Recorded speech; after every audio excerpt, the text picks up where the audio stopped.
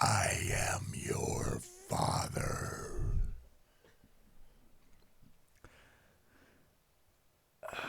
So I'm thinking about getting another really nice podcast mic. Why? What's the matter? Well, this is what Rush Limbaugh uses. Yes. This mic right here. This is Right. what all the radio guys use. Yeah, it looks familiar. Yeah, it's the number one best radio mic. But I also use Who makes it? This one's called the Electro Voice. It's an RE20. What's this one here? That is a Shure. Sure, that's an old one. SM57, which is a nice one, but it's mainly used for instruments. But there's a bigger one that's like the size of this, which is a large capsule, and it's called a SM7B, and that's like the other radio mic that you see a lot. So there's two. There's this one and then that one. So you think you need a new one because this one I'm doesn't sound gonna as keep the RE20 because I really like this one, and I think I'm gonna get two SM7Bs, but they're like $400 each. Why, you're going to have two guys sitting here? Sometimes I have two. Well, I might just get one because it's mainly the podcast is mainly me and Greg. Yeah. But sometimes like Riley will come in or Who's Greg? who's Greg, my lifelong best friend. Greg Pinto? Yeah. Okay, you got Greg others, Greg. The doctor Greg. Yeah. What's his name? Greg Tom, but no, he's a doctor and he doesn't live around here. Okay. Greg Pinto, huh? So we do a podcast. Yeah. We just talking here. We're just talking right now about Greg Pinto and Greg Tom. But Greg Pinto is his lifelong friend. He's known him since he was 1 year old. But I want to get you going on your own podcast where you can whatever, we'll figure it out. Whether it's football, if you want to do that. Chicago Bears are going to win the Super Bowl, I predict. And this is they haven't even started the playoffs, so you've got it on my account. What's the date today? The 26th. 26th December. Day after I'm making the Christmas. prediction that the Chicago Bears are going to win the Super Bowl in 2019. I actually placed a bet in July to that effect. I might get another RE20 actually. I thought you were going to. No, well, this is the RE20. I was gonna get another. No, I should probably get a SM7B just so I have two different sounds. Because maybe one day I want to use the 7B for vocals. I should get two of the exact same What's the mics. one you've got right now? This is a Electro Voice RE20. What's this? That's a SM57. Okay. SM57. What would you use if you were doing You got to get a little closer to the microphone. What were you though. using if you were doing a guitar? Are they good for guitars? I'd use that. For a guitar? Or that right there. That's called a. This is a Neumann U87. Is that my Stratocaster down there? That's some junk. My Music Master. Starcaster. Starcaster. It's not junk. Yeah, that one's a junk guitar. It plays But- good. No, it doesn't. But the U87 I'd use for vocals or like pretty guitar, acoustic. But I'd use that for electric guitar, miking the. No, cab. I'm talking about an acoustic. You can use that or use that, Okay. or I have other. Wouldn't ones. it be interesting to see what it sounds like in here? It would sound good. I record in here all the time. Not with a Martin guitar. No, we can try it. Martin Dreadnought. We could do it. Let's record something next time. Okay. Oh I'd love to do that. I'll do that right now. I'll go get the guitar. man, I'm hearing I had this problem the other day, kind of like an echo. Oh yeah. But then when I play it back, it's clean, so I don't understand what's going on. But what do you want your podcast to be about? Well, I got several subjects that I'm conversant. Is that correct? I have no idea. I'm expert at, and that would be buying and selling businesses, starting a business, Let's do this. raising children Nope. in the proper way, playing the guitar, No. rebuilding a 57 Chevy, No. playing Texas Hold'em poker, tournament Oh, poker. by the way, you know who Negranu is? Yes, Daniel Negrano. Yeah, I know he has him. a new thing on YouTube that you get. It's a master class. It's like $80, but it's for like 4 hours of content of him teaching poker. Yeah, It might be good to watch. he's not going to teach me anything. Well, he that's might. fine. I doubt it. That, at There's this certain things. once you've played this, well, okay, maybe it would be, but I mean, if anything, it'd be entertaining. yeah, it'd be interesting to watch. We'll see. We'll see how much that is massive. Didn't you do a commercial with him or something? Or I was in a commercial with him, and I didn't get paid for it. I had to play poker next to him. did you really? Yeah, Oh, they didn't pay me for it though. why not? Who negotiated that contract? I was dumb. I was early I in guess my so. career. I should have said You no. were just excited to be in. Yeah, I was like, all right, in I'll the do it. room. My friend saw it on TV. I never saw it. Is that right? Yeah. Well, I maybe should you'll look see it it up. again someday. All right. Well, let's try the. I like the idea of you talking about your businesses. So, what are you doing right now? Well, I've got in escrow right now on a small business that supplies and installs high-end windows and doors for residential clients in the Orange County area, and they've been around for about 25 years. And I have a buyer, and he's interested in the company because he actually, about a year ago, bought a manufacturing company that manufactures a competing line of windows, wood windows, and he wants to be able to include that in this store and promote his business he just bought and basically start growing both businesses through additional mergers and acquisitions. Hopefully, I'll be able to represent them in those new businesses.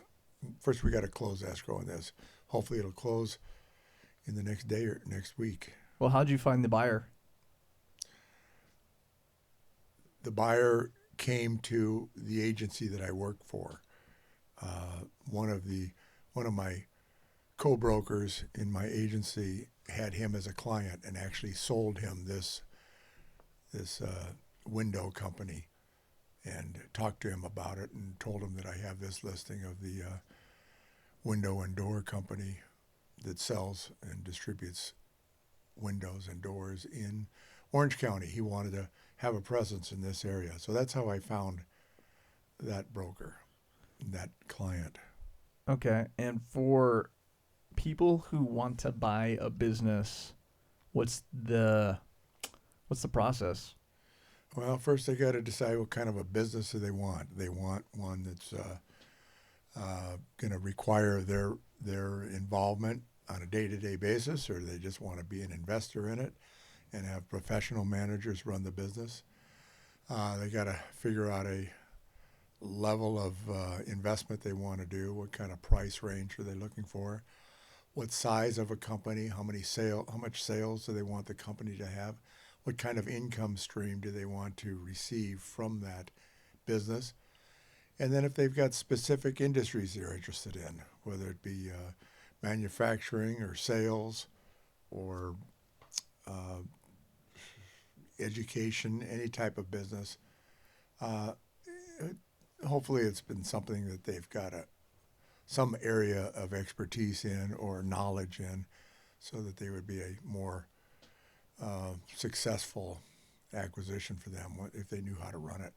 So, do the majority of people who buy businesses plan on running that business, or do they plan on using it as an investment? If it's a small business, they're planning on running it or being involved in it. If it's a big business, if it's General Motors, they're not planning on running it. They're just going to buy stock in it. Got it. Okay, so tell what's your experience? Like, what's your background then with businesses?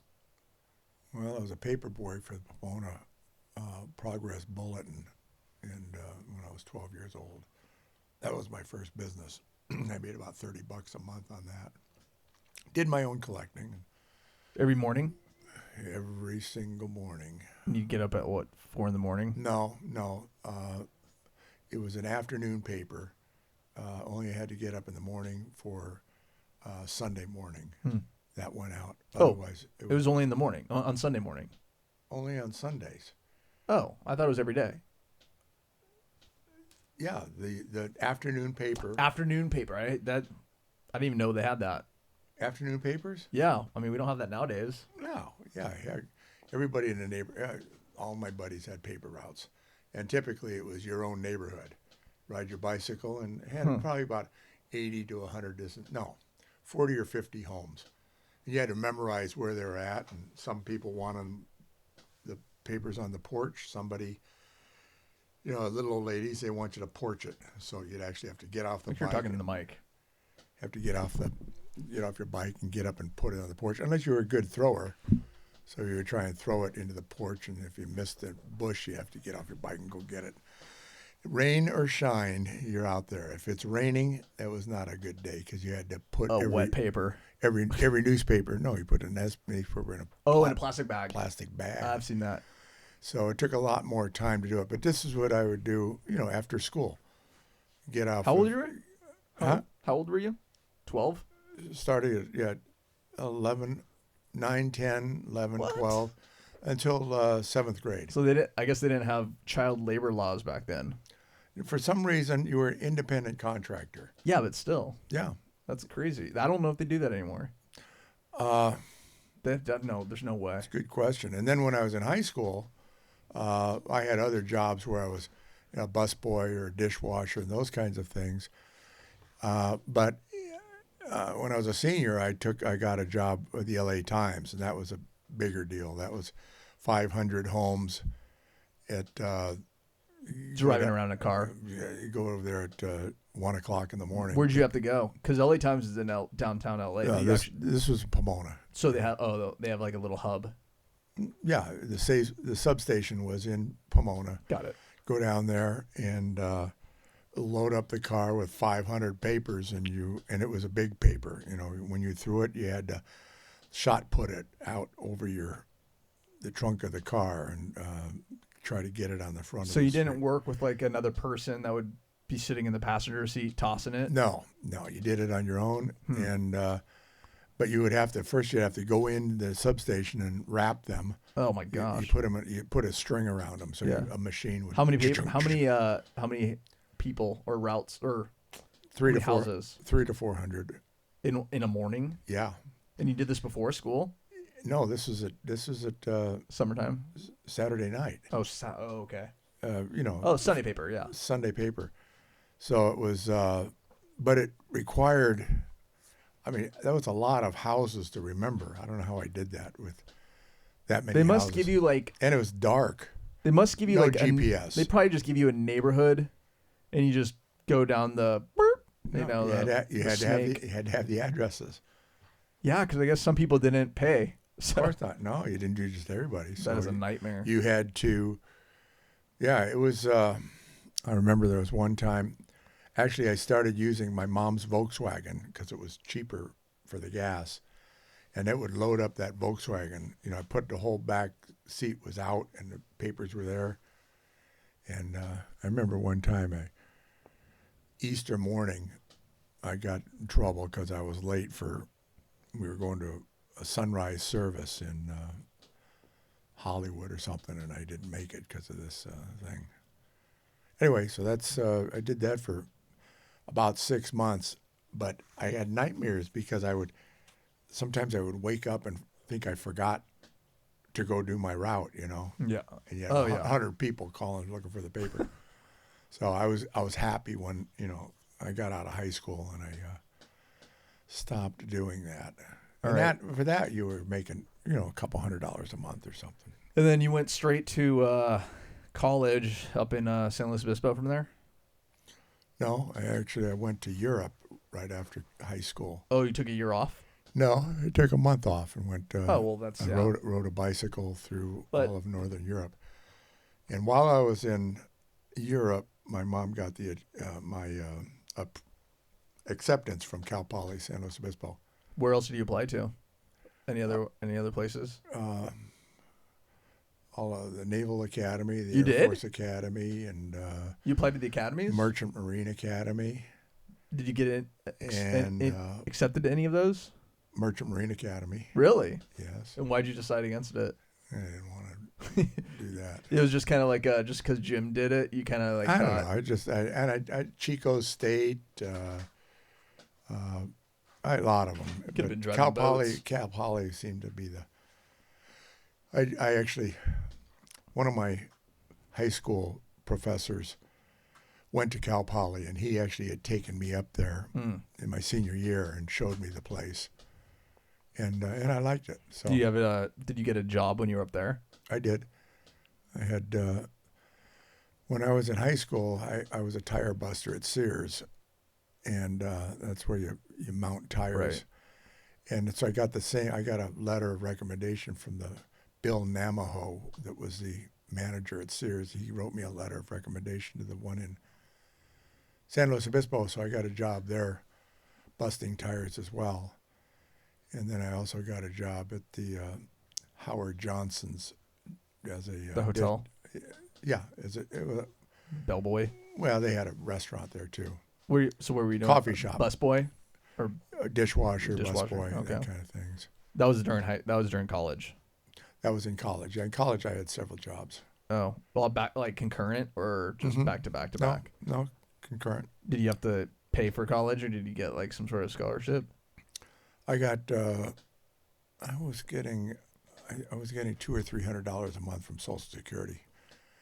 Oh, From because your my dad. my dad was dead, and so I got Social Security from him, and that was pretty much my income. Was I don't know, $60 or $100 a month, Jeez. but it was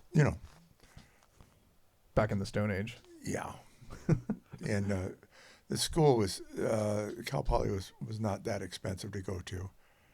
It was a couple $100 a quarter or something like that. So I was in the dorms, and then when I got out of the dorms, I was in. Me and some buddies rented a home, and we were in that house for the next 3 years.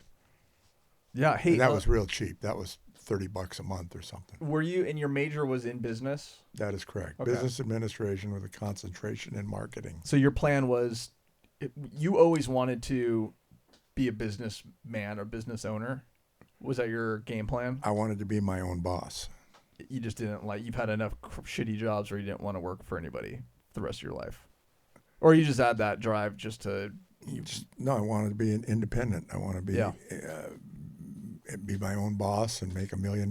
But you had no particular industry. You were just No. whatever No. whatever comes my way. Yeah, I was interested in advertising, marketing, but most of the presidents of companies were coming up through sales and marketing or engineering, and I didn't really want to do an engineering gig. So I became a salesman, basically.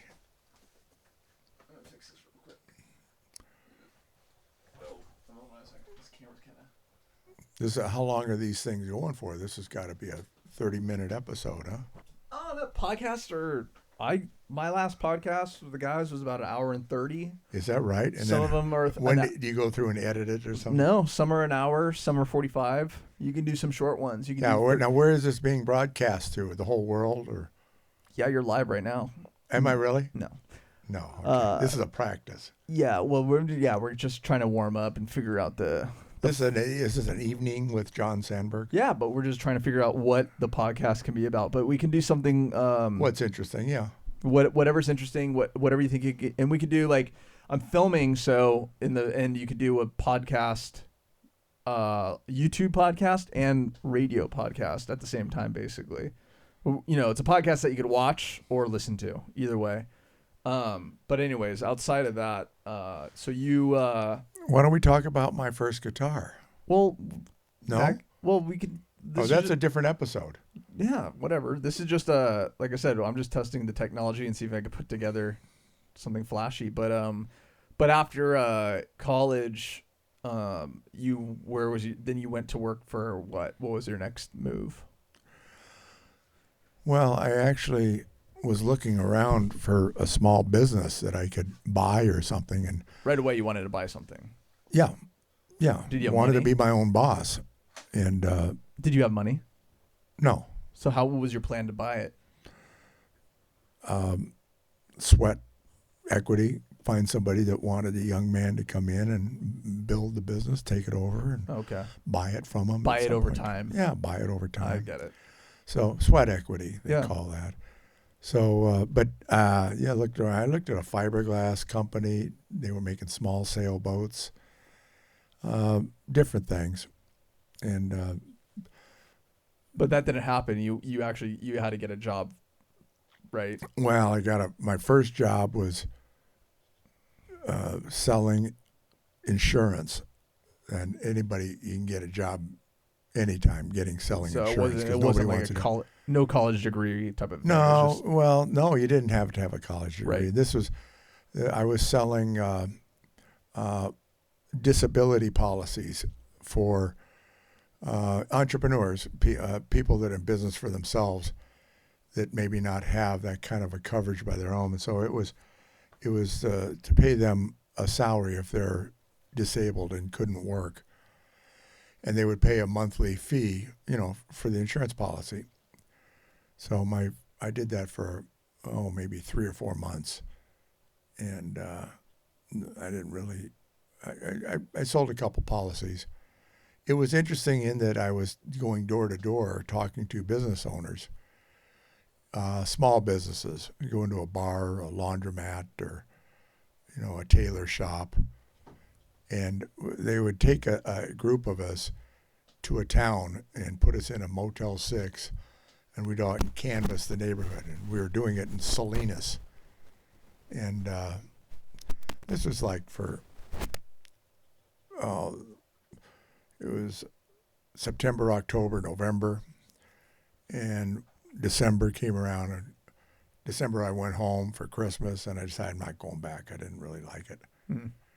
The guys I was working with some of them were older guys that were, out of a job, and some of them were younger guys.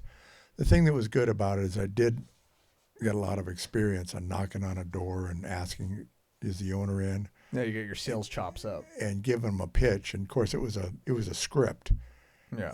that you had to memorize. And then once a week on Saturday, you would meet with the whole crew for the pep talk in Saturday in Oakland, and we would hear stories about so and so made $1,000 this week, and so made this amount. And I wasn't making very much, and I was not enjoying it, so Quit. I did not go back. You just bailed. What? You just ghosted. You just didn't show up. No, I just tell them I'm done. I'm not coming back. So All then I sat home in January, started looking at the paper and looking for a job, and I got one pretty quick. What was it? It was selling.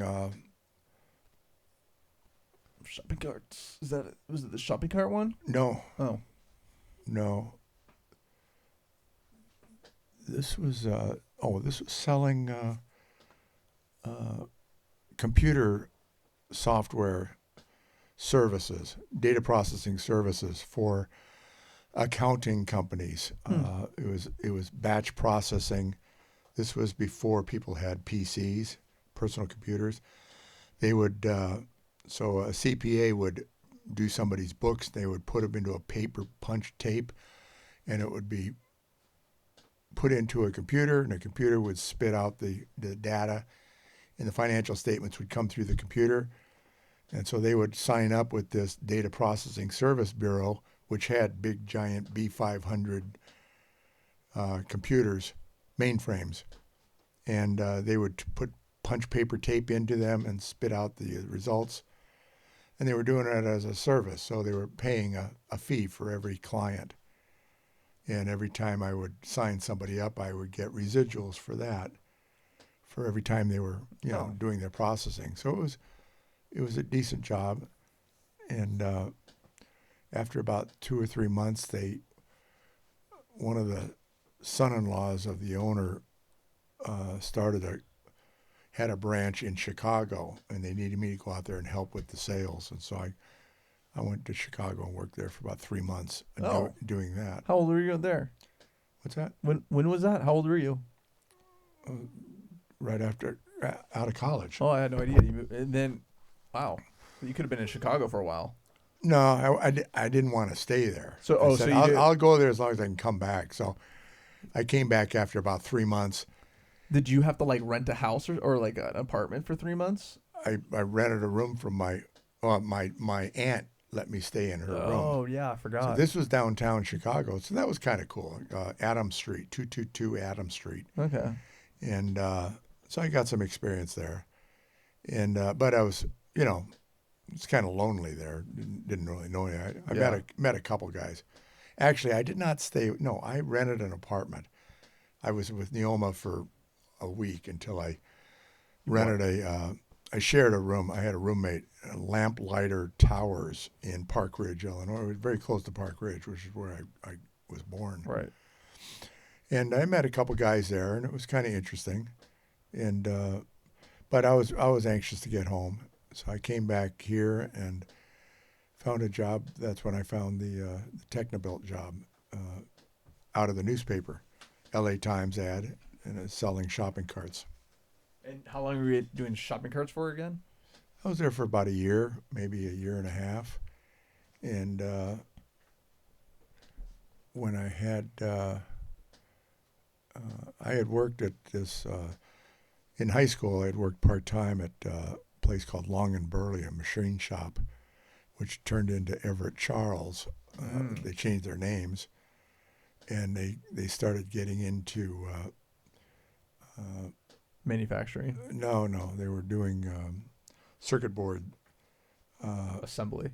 Well, not really. They were getting into spring probes for testing of circuit boards, and that involved wire wrapping.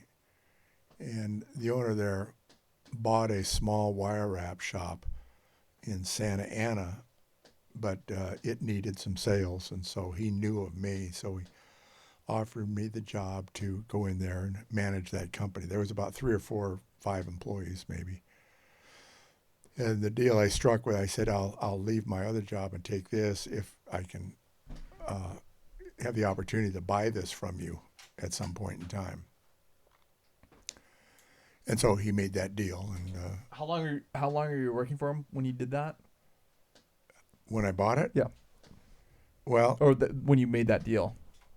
how long was it? What do you mean? How long were you working for him when you were like, "Hey, I want to buy this company"? Oh, I didn't start with him until he agreed. He agreed Oh. that was the deal. Got it. So you went in there knowing like, If I can turn it around, he would sell it to me. and wait, what did he hire you at to do then? What was your position? Manage it. Manage it. Okay. I was in there. I was the boss. Were I they was the were boss. they kind of going downhill? No, they just sales? weren't making money. He was They were losing. just stagnant. Yeah. They, Okay. They didn't have enough sales. How big were they?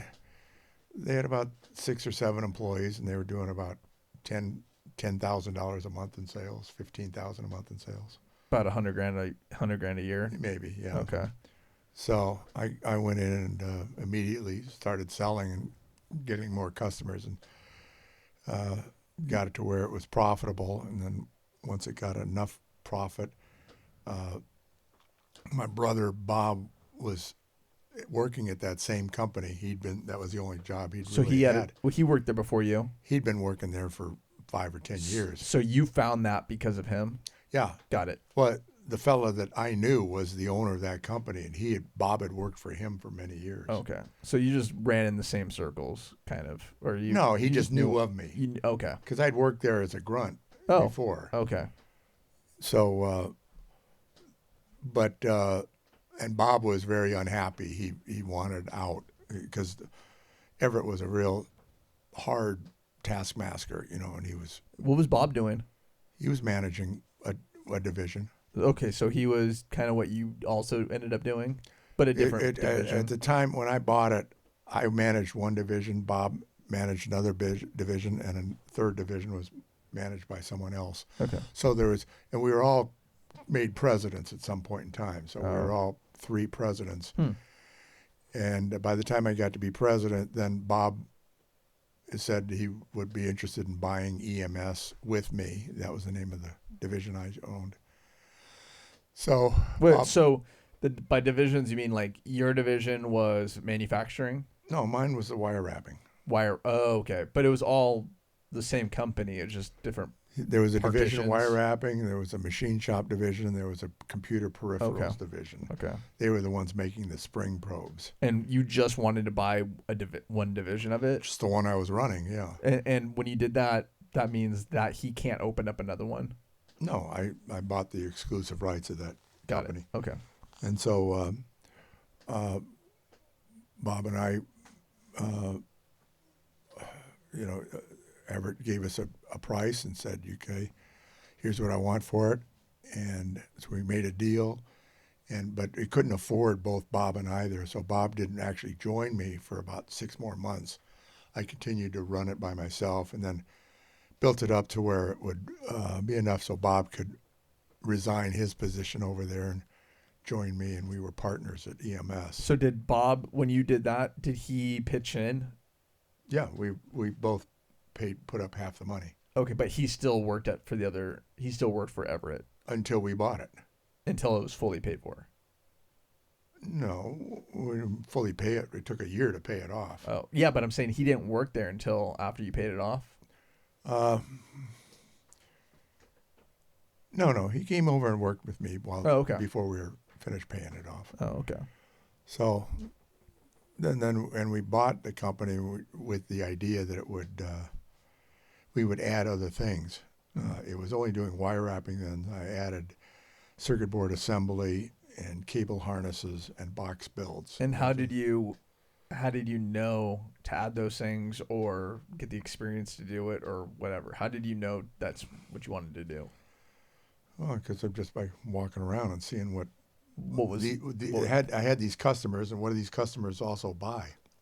But I mean, how did you just find employees that knew how to do that type of stuff? Because you didn't really have technological experience. No, we just had I would find them and hire them, or hire them Poach them from competitors and yeah, what have you. And so by the time Bob came over, we probably were up to 50 employees. 20 or 30 employees, and then he came on board, and You had your own. Did you when you bought EMS? Did you guys find your own building then, or were you still operating out of? No, we were renting. Out of Everett Charles' place. No. It was in Santa Ana. So that's what I'm saying. So you had your own facility. Yes. Okay. We rented that facility there. That was the facility that was there when Everett bought that company. Oh, okay. And it was in Santa Ana. It was on. Oh, I see. So he already had a facility just for that division. That's right. He had bought that company from somebody else. Oh, I get it. He didn't start it. Oh. Somebody had told him about it and sold it, got him to buy it. So he was going to run it, and turned out he didn't really run it very well. Got it. So he's kind of like the guy that what your business is now. He just is a guy that bought a business with the plan of maybe running it, but he just didn't run it well. So then he turned around and flipped it. Something like that. Okay. Something like that. So you had that for that was what year? 81? 79? I don't know. Probably 75, 76. Okay. And then you grew it up. You grew it, and then when did you start buying businesses outside of that? That was your first business you bought. When did you start buying other businesses? Oh, within a couple of years we started buying other small wire wrap companies. You just converged them. You basically were just buying the customer list. That's what I mainly wanted. Yeah. I wanted their customers and the equipment, and some of the equipment. And we bought one in Danbury, Connecticut. That might have been the first one. And we bought one in Rhode Island. We bought one in how long? Salt Lake City. So I think I went to the one that was in Rhode Island. But how long did you have the Connecticut one? I mean, I remember you going on. Connecticut was the trips. first one. And did you have that for a while? Yes, and then we combined them with the Rhode Island one. Yeah, but you kept it in Rhode Island and one in Boston as well. There was 3 back there, but every time we bought another one, we would put them together, and you didn't want more than one operation. Boston, okay, but the one that you had the longest was, I mean, I guess they're all the same, but Rhode Island was the main. That was the last one. That was the last one. Right. Yeah. Yeah, I remember. And then we closed that one down. Yeah, I was there. At some point in time. Yeah. Or no, maybe I wasn't there when you closed it. I was there when you fired the guy, had him arrested. But I didn't. Oh really? Know. You went with? I went with you, but I didn't know about that drama. Dwayne went with me too, right? Yeah, I brought Dwayne there. Okay, maybe I wasn't on that one. No, It you might were have there. been. It might have been after you did that. You went back to do something to maybe meet with a new manager potentially. Well, there were several different issues. Yeah. And I had another one where the manager quit, and so I had to send somebody back there to run it for a while. And then, but this, the one in Rhode Island, yeah, he was stealing from the company, and so I had to go there and have him arrested. I went back there once or twice, but I remember that was like I loved it. I don't know why. I really liked it. I thought it was really cool. Rhode Island was interesting because I remember it was raining, and I remember going to the office, and it was like a smaller office, brick, I think, brick building, right? Yeah. And it was small, but it was long. Yeah. Like you come in the front, and then there's like a little reception area, but then behind there was like a facade there, and then behind it was just like this little factory, like but skinny and long, I think. But there was three or four companies that I actually bought that were in the East Coast, and little by little I put them together. yeah, I would love to go back. I don't know why. Maybe I'd be disappointed, but when we went to Boston, Connecticut, and Rhode Island, like maybe we went in the right time of the year because we went to Groton to the Groton, sub yeah. place. That was probably the last. I mean, that was the last time we went. I think I took you to Harvard as well. No. Oh, Yeah, you went to Harvard. we might have drove by. I don't think we got out and walked around. Oh, I but think so. We bought a T-shirt, Harvard T-shirt. That's in Boston. Yeah, I It's know right it there. is. I don't remember. We went to Cheers, the bar. Yep. Was that in Boston? Yeah, Yeah, I remember going to Cheers. yeah. So because that show was on, I think at that time. Yeah, but I remember. Yeah, I remember. Oh, what was it? Providence. I remember we stayed in Providence. I think at a hotel for some reason, maybe the first night. And I think that's. Oh no, that was Rhode Island.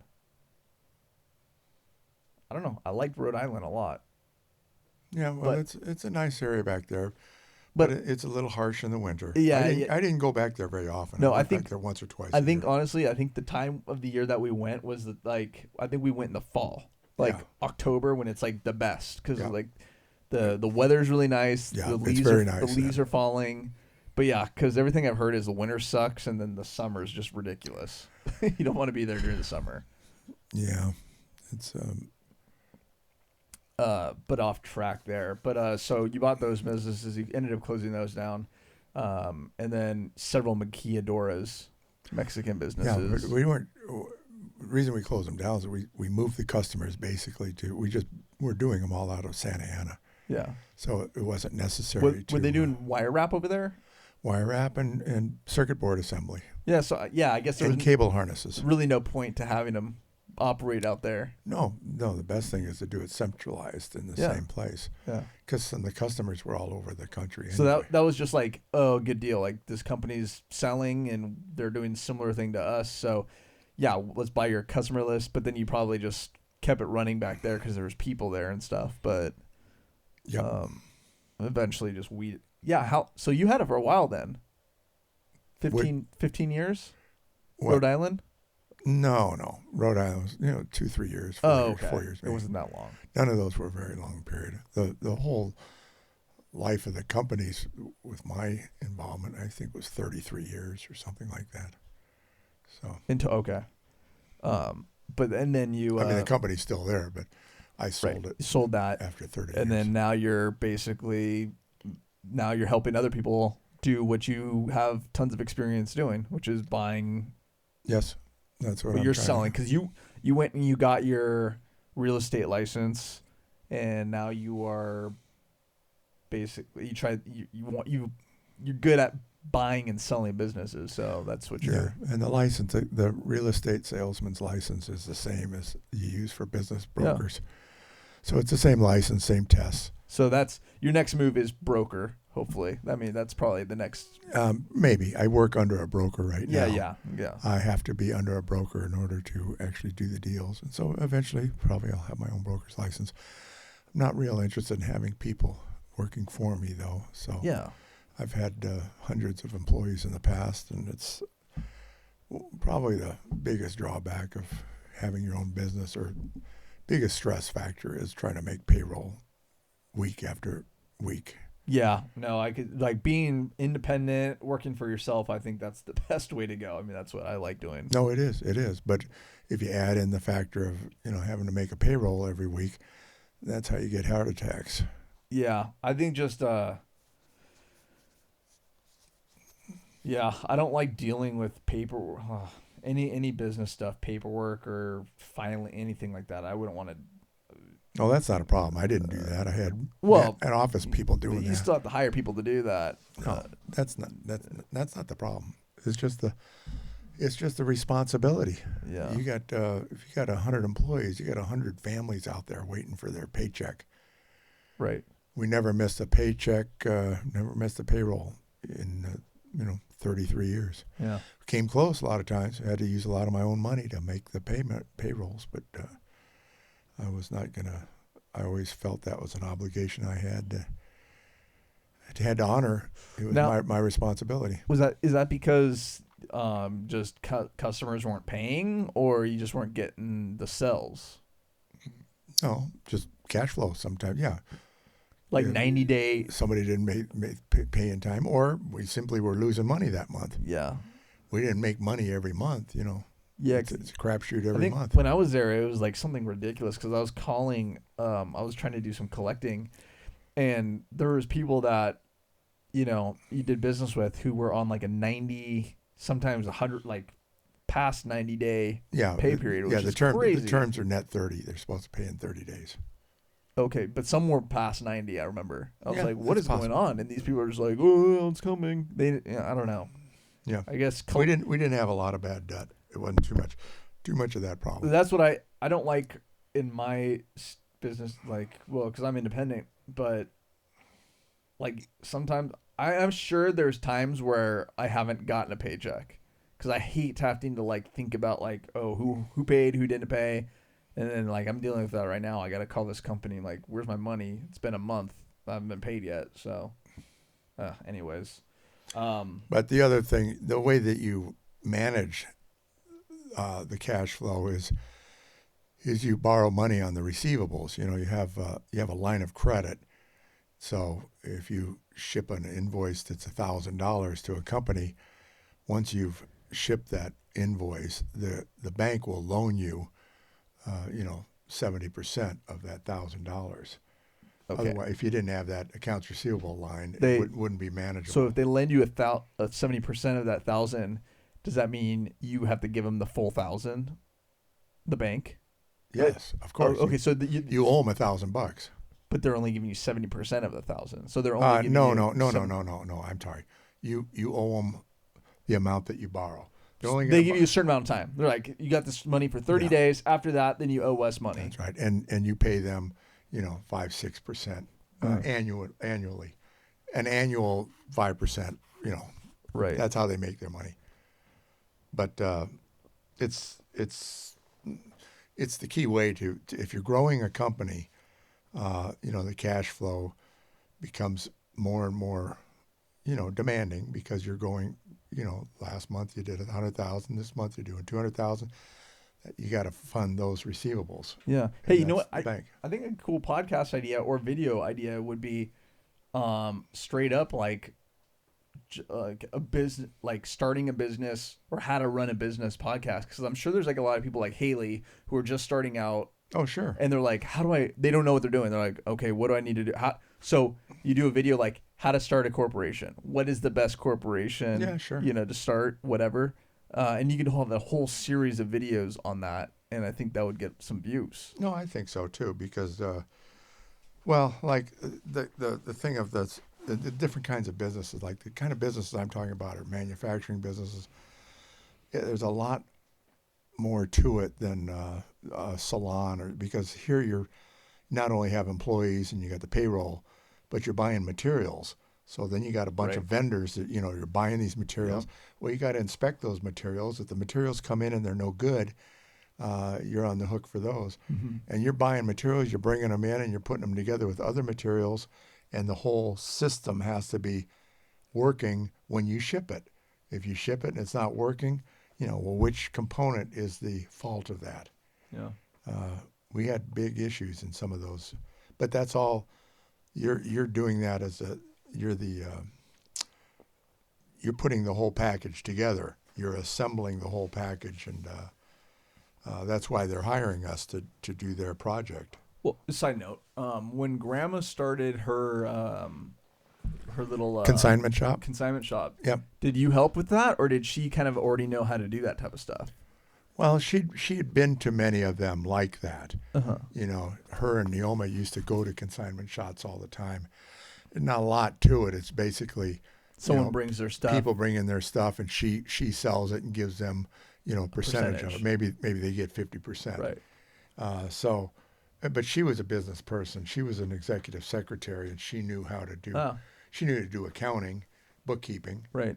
So she was a qualified bookkeeper. She was So already- she had a business sense of her own. So your dad was a salesman, right? No, he was a general manager Oh, of factories. Okay. He was a not an accountant, but he was a manager of people. Yeah. So it's been in the family basically to be a leader or a business person, management type of person, Yes. at least since them. Yes. Yeah. My dad was not really a salesman, Oh, okay. but he was a boss. Yeah. He was a manager. He ran the show. Yeah. He was a plant manager in Chicago for a plating company called Richlong, and Richlight, and they did chrome plating for bumpers for Detroit and stuff like that. And he got into plating and became an expert in how to run a plating plant. That's how he wound up coming to California because, and that's another story we could talk about. Yeah, we'll do that next time for sure. Yeah. Because we're hitting we've been doing this for 48 minutes. Okay. It's pretty good. Let's Is it time for a commercial break? yeah, a word from our sponsors. Yeah. Who's our sponsors? Well, it's Business Brokers Inc. There you go. Oh, Oh, hey, Alrighty. we have a visitor coming in. all right. We'll wrap it up and we'll continue on next time. Say goodbye. Well, it's been a real pleasure being here with Yeah, we'll do it. your world out there. We'll do some more of these videos. Okay, Bye bye. we'll bring the guitar in next time. Yeah.